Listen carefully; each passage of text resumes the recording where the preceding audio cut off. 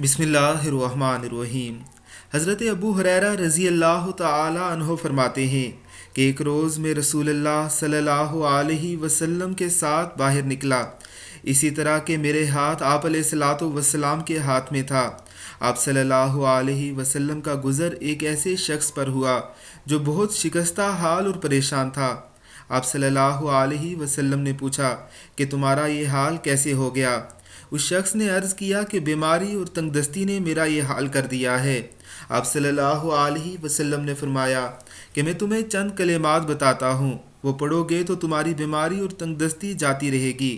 وہ کلمات یہ ہیں: توکلت علی الحی الذی لا یموت، الحمد للہ الذی لم یتخذ ولدا ولم یکن لہ شریک فی الملک وَلَمْ يَكُنْ لَهُ وَلِيٌّ مِّنَ الذُّلِّ وَكَبِّرْهُ تَكْبِيرًا۔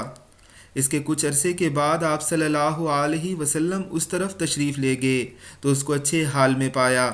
آپ صلی اللہ علیہ وسلم نے خوشی کا اظہار فرمایا۔ اس نے عرض کیا کہ جب سے آپ صلی اللہ علیہ وسلم نے مجھے یہ کلمات بتلائے تھے، میں پابندی سے ان کلمات کو پڑھتا ہوں۔